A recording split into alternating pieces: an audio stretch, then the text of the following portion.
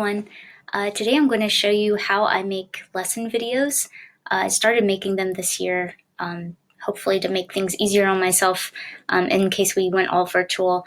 And I think they've been pretty useful to have in in-person classes too, because I can kind of turn my volume up. I know the kids can't hear me very well with my mask on, so they've been pretty useful for me. I'm not the best with technology, so I've learned a lot this year, and hopefully you'll find something that you can use. All right, let's get started. Okay, so I've been using iMovie to create the video lessons. So I'm going to go to iMovie. Here we are. Okay, so it starts out like this when you open a new project. I usually start with a title page, so I'm going to go over here where it says titles right there at the top, and they have a lot of options. I just always use this one that says pop-up, so you're just going to click and drag that down into your movie, and then you can title it whatever you want your video lesson to be called. Let's title this video lesson demo. Then you have to hit return. Okay, so it looks like that. If you want to change the amount of time that this runs, this is 4 seconds, but you just click on it. Then you go up here to the little eye, click that, and then you can change the duration of it right there. iMovie is not super intuitive, I don't think, so I had to Google a lot of these questions I had in the beginning. I usually add some music to this part. So to add music, I'm going to go to where it says audio, click that. And then there are lots of choices. I'm in theme music right now, but if you go to where it says jingles, there are a lot of options. You can just listen. Those are smaller clips. I think I'm going to use some theme music though. I'll go with, let's add that. So if you want to add one, you just click and drag it down to where you want it to start. And it's pretty long, so I'm going to change the duration of this to maybe like 10 seconds. And then I'm going to also click the music part and change the duration of it to also fit that and be just 10 seconds long. Now if you want the music to fade in and fade out, there's this little dot that pops up in the middle. See on that music clip? You just click and drag it like this, and it'll make your music fade in. Same thing in the end. I like for it to kind of fade in and fade out for a couple seconds. All right, in between the title page and the next thing, I usually put a little transition. So you go back up here to transitions. I always use swap. I've just gotten stuck with that one, and it's easy, so I just do the same one. Feel free to experiment with what you like. All right, after that, often I will do just like a little video of myself introducing the lesson of the day. Sometimes I'll go straight to the next part though, which is, let me get rid of this. I create some slides in PowerPoint. So let me find PowerPoint. Here we are. And I just have this format from what I've done in the past few years. So in PowerPoint, I'll create like the lesson agenda or the objectives for the day. And then I'll create the studio habit of the day that we're focusing on.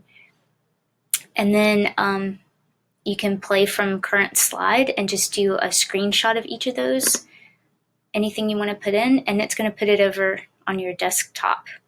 So to get those in there, I'm just going to, this is the screenshot I took earlier of that first slide that tells the agenda. I'm just going to put it in like that.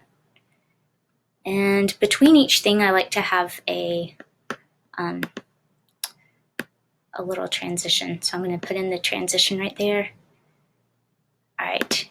And now this kind of annoyed me at first. Like, see how the video is the slide is zooming in and out and everywhere. If you want it to just be on the slide, and not do that zoomy weird thing, you have to go up here to the little crop icon, click that, and just say fit. And that'll make it stay put. It doesn't zoom in and out. That's the Ken Burns effect. If you want that, you can leave it, but I don't really like it for these things. Okay, next I'm gonna add in the studio habit of the day. I don't mind for that one to be the Ken Burns effect. Then I'm gonna add another transition. And then I'm gonna start adding in some artist examples. So let's review from the beginning. We've got title page that tells what it's about with some music. Then I've got my agenda and objectives listed, sort of what they're going to be doing that day. Then I've got the studio habit that we're focusing on. And then starts my artist examples. So I'm just I did these in PowerPoint earlier. Usually I try to find diverse artists and diverse artwork. So I'm just try to choose some male, some female, different races and backgrounds. And then I usually include a picture of what the artist looks like and like a picture of what they've done or what I'm focusing on. And then I've taken screenshots of each of these, and they're already on my desktop from before. So I can just take those artist examples and you just drag them right into your movie and use your transitions in between. You can change the length of the transitions too if you want. Adding in another artist example, transition, another artist example, then a transition, then another artist example. I usually try to get around 5 or 6 artist examples. And during the artist example slides, as the movie's going, I usually do a voiceover. So if you want to talk a little bit about the artist or the artwork while it's going, you just click where you want it to start, and then click this little, click the little microphone there, and then it'll count down from 3, 2, 1, and then start recording. So you can record whatever you want to say.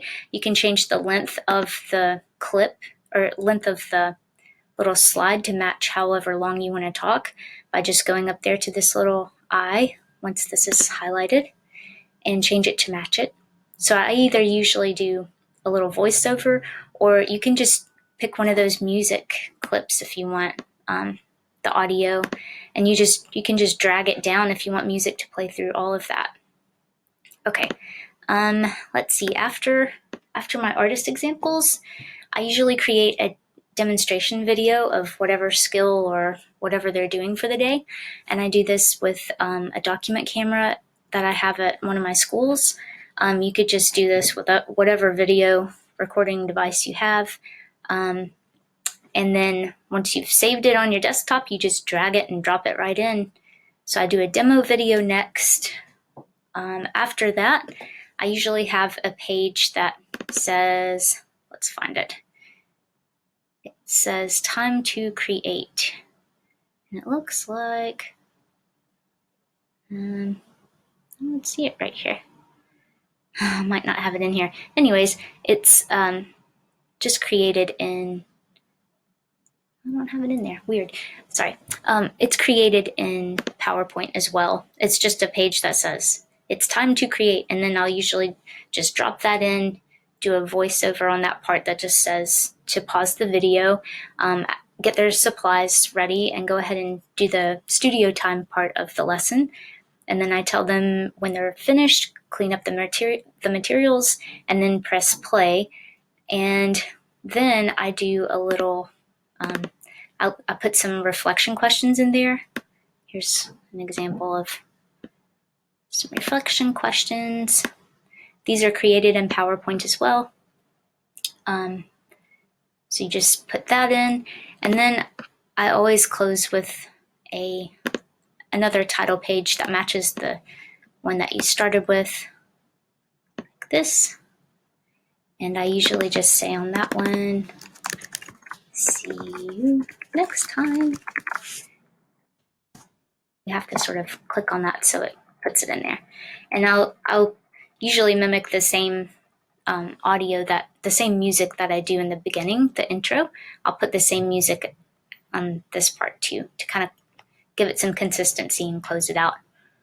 But yeah, so that's basically the formula I've used, and I change the music pretty much every time, but the formula is basically the same for each one of those videos that I've done. So I think it kind of gives them a little consistency. Hopefully they don't get too bored with it. But yeah, I hope that helps. If you have any questions, let me know.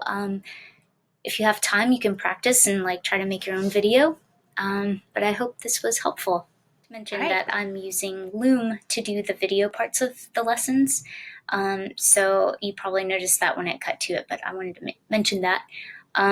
I'm going to include some videos that I've done for my students in this module. So if you want to watch some of those, it'll kind of show you from start to finish what a video looks like the way I do it.